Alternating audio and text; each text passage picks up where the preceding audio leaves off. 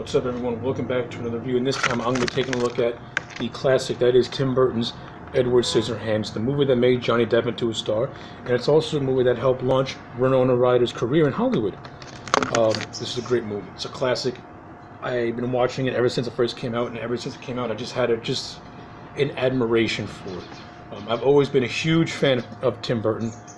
Batman '89 was one of the first movies I've ever seen as a kid, and not only did that make me a lifelong Batman fan, but it also made me a lifelong Tim Burton fan. So pretty much my early experiences with movies has been with Tim Burton, and specifically his movies alone. And a movie like this, every time I watch it, it just always feels new to me. Every time I watch it, like, it never feels like, oh, a movie I've seen 100 times, blah blah blah blah. Like, every time I watch it, I always get the same experience when I do. It always hits the same spots every time I watch it. Like, it never gets old. To me, it never gets old. It's a timeless movie. The production design of this movie is beautiful. It's colorful. The way that Tim Burton depicts what suburban America looks like is hilarious, because he makes his suburban America look so routine. You know what I mean? Like, when you watch this movie, there's all routine. The housewives talk on the street corner. The husbands, they all, like, whenever they pull out driveways, they all, like, form this one line, and they drive off into wherever they have to go. It all looks routine. It all looks formative, and again, it's all colorful. We got these oranges and blues and greens houses. Same with the cars. Everything has like this 60s, 70s aesthetic to it, and it just looks beautiful.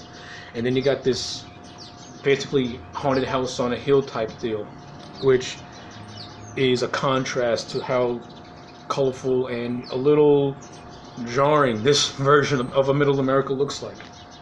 But I like it. I like it a lot. It makes it stand out. And given this movie that, subtle 60s, 70s aesthetic, really pays off. The way the costumes look and all that stuff. And of course, how can I not talk about the performances? Like I said, Johnny Depp as Edward, amazing. Very little to no dialogue. His performance is based on pretty much facial expressions and body language. He's pretty much playing this thing as a silent actor from back in the day, so using a lot of pantomime in a way. And he just kills it, murders it. He is Edward Scissorhands. He owns the role. When he's angry, you feel it. When he's happy, you feel it. When he's curious, you can see it. When he and Kim are starting to develop that, their romance, you feel for these two, because you kind of want them to get together. You see Edward as this oddball, but an overall very polite and nice person.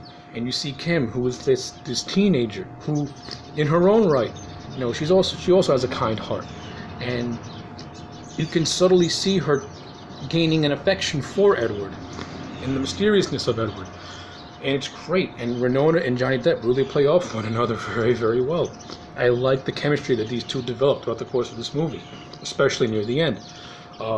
You got Anthony Michael Hall, who plays Kim's boyfriend Jim, and he just comes across as the world's biggest dickbag. He's great. He has a lot of funny scenes, and he has a lot of intense scenes, specifically near the end, as he and Edward's rivalry with each other really gets heated up.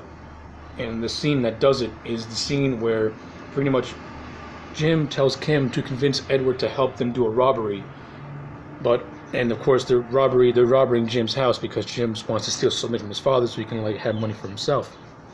And Jim used Edward's affection towards Kim because he knew Edward will do anything for Kim, thus pretty much setting up Edward up to be a patsy in a way, which is a complete dickhead move to do. And Anthony Michael Hall pulls it off perfectly. And of course this leads to Kim being like, fuck this guy. You fed this guy to the wolves. You're a fucking piece of shit. And that leads to Jim and Kim having their split, and Jim being jealous because Edward's starting to steal my girl now, and boom, the robbery just gets heated up from there. And the entire third act is pretty much Jim versus Edward, leading up to it. I think it's a very satisfying climax, and pretty much the only way Jim can go is by Edward just saying, fuck you. Kills him. Boom, done, over. Cut, print, check the gate. Goodbye, Jim. So yeah. So I like the way the movie develops the romance between Edward and Kim and the rivalry between Edward and Jim. But then you have the stuff in between, which is how Edward interacts with the neighborhood itself. Of course, Kim's mother, the Avon lady, is the one that brings Edward down from the house and has Edward live with her and her family. You know, you have the father, played by Alan Arkin, who has a lot of funny scenes. My favorite scene is him putting up Christmas ornaments on his house roof, just singing a song like, "Us all for ships." Alan Arkin's hilarious. Funny actor. I love Alan Arkin. He's such a funny guy in this movie. And another stuff I've seen him, he's a very talented actor. But you also have the way he interacts with the neighbors themselves. You know, they see him become like this. They see him becomes like this sculptor with grass, with making grass ornaments, you know, stuff like that. And then he becomes like a hairstylist, cutting everyone's hair. Of course, there's this one character, Joyce, who pretty much tries to seduce Edward. Edward rejects her. This gets Joyce's pantyhose in a bunch, and she pretty much makes up a story about how Edward raped her. And that is the catalyst to have this entire neighborhood turn on Edward. And of course, then we go to the climax, as I mentioned. That plays into the whole Jim angle, and how pretty much Edward goes back to the house on the hill, pretty much just be in peace, because, you know, just to be at peace, because he's in a world that he doesn't understand. And I like the fact that only few people can understand him. And there's actually this cop in this movie that, after talking to a psychiatrist, he gets it, he understands it at the end, because like he comes back in the climax, but you know, he shoots off his gun in the air, but he did not shoot. But and of course, he wanted the town to believe that he shot Edward, but he knows that Edward, you know, he doesn't mean no one any harm. He does not mean any harm, because he doesn't understand how the world works, because he's not really human. Edward is just an invention by Vincent Price's character, and Vincent Price has a nice little role in this movie. This is one of the last roles before he did, and he plays the inventor, and I like the scenes, especially the scene where he teaches Edward etiquette and poetry and stuff like that. But back to this cop.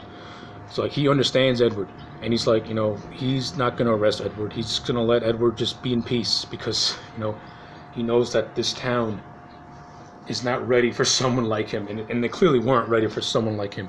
Like, you have this guy pretty much disrupting this suburban community, you know, in a way, changing its complexion, so to speak. So like, I like how all those elements play in this movie, and Tim Burton handles it very, very, very well. Like, when this movie needs to be dramatic, it can be dramatic, but not overly dramatic. It still maintains its, you know, its whimsy to it, which is great. But again, the third act is where it gets pretty dark, especially when Edward kills Jim, which was going to happen no matter what. And of course, it does have a bittersweet ending, but to me, it's a very satisfying ending. And I like how this movie is bookend with seeing Grandma Kim telling this story to her granddaughter. And I like how this movie pretty much plays it as a flashback bedtime story, really giving it this fantastical, if that's even a word, element to it, which to me is just perfect. So yeah, all said and done, this movie is a 10 out of 10. I love it. It's great. The performances are rock solid. Tim Burton's direction is awesome. The writing is good. The music stands out and it stays with you. And this is overall the perfect movie. 10 out of 10. If you haven't seen this one, check it out, because you really are missing out on something special. Anyway, I'm AJ Legend. Like, comment, subscribe, and I'll check you back next time for more.